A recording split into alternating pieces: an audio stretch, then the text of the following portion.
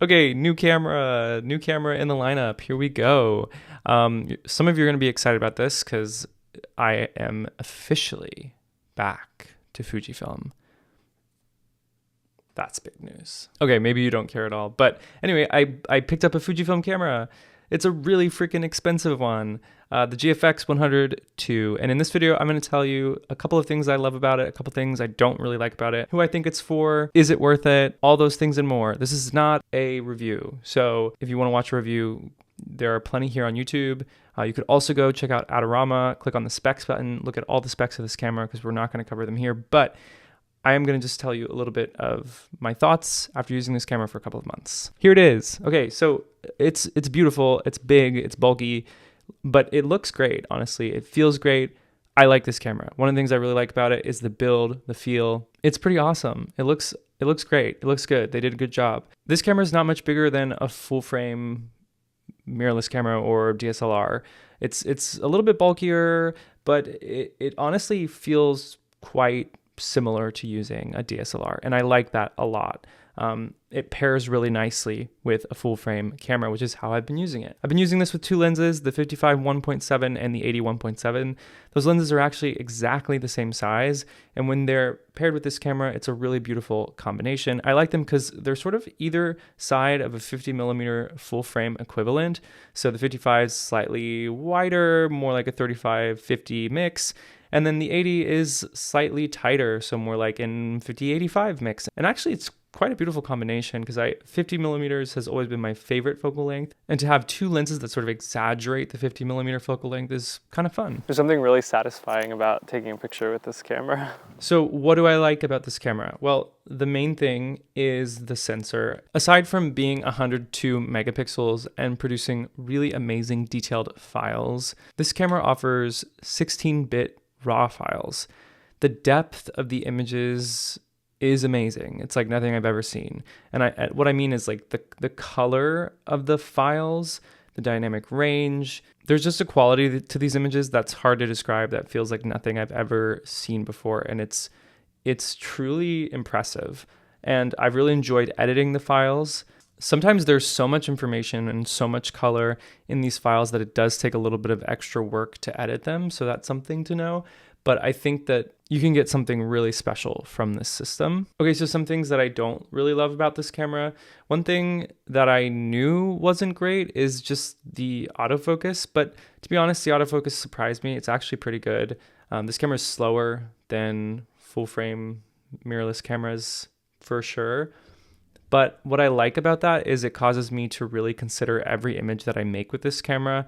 And so it helps me to shoot less and make better images, which I really appreciate. Battery life on this is bad. It really is not great. I have two batteries and I've been able to make it through most weddings, but the battery life is not so good. So you definitely want a couple batteries. Good news is they're not that expensive. This camera also overheats, so that's something to know. If you shoot places that are really hot, that's not going to be great. They do make an accessory that's a fan that you can put on the back, but it just makes the camera even more bulky and it's kind of a downer. So that's something that's not great. But for me, the biggest challenge is understanding how to fit this camera into my workflow.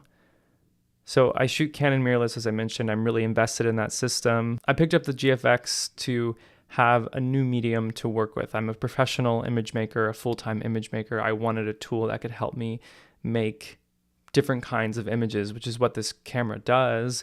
And I think it offers something really special for clients who are paying you a large sum of money to make photographs for them. So that's awesome. But for me in the process is like, how does this camera fit in? I'm still kind of figuring it out.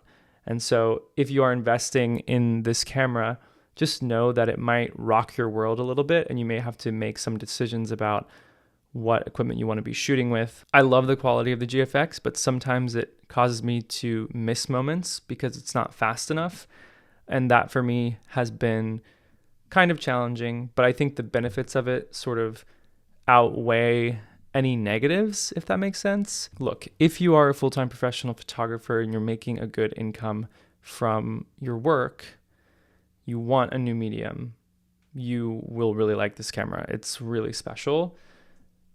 It's definitely a luxury, and it's not something that is necessary. If you're not a professional, if you are just starting out, I wouldn't recommend this camera unless you have a lot of money that you want to spend on a large format digital camera. Then by all means go for it. This is one of the best ones on the market, but I wouldn't recommend it as a starter camera just because it is more specialized and is really very expensive. So if you're thinking about making the plunge into digital large format, yeah, I really think that this is a great tool to make really incredible images. Here's one thing though that I struggled with before buying the camera and still struggle with after buying the camera, and that is, will clients actually know the difference? Like, I know the difference, I can see the difference, but do clients actually know the difference? Is it actually worth it, especially considering we are creating images that are primarily going to be viewed on digital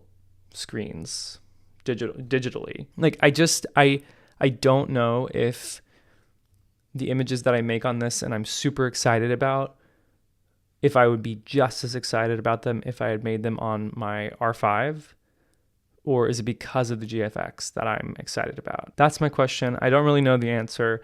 Let me know your thoughts down below. I'm so curious to know what you guys think about this camera. If you've used it, if you haven't used it, are you going to buy it? If you are, why? Ask me questions down below. I can't cover everything in this video, but I wanted to give you a few thoughts about this camera because it's really an incredible tool for certain image makers. So there you go. That's my take on this camera. Let me know what you think. If you're new here, consider subscribing to the channel. I'd love to see you at the next video. If you enjoyed this one, give it a like. It really helps me out. Thank you as always for watching, and I'll see you soon. Bye.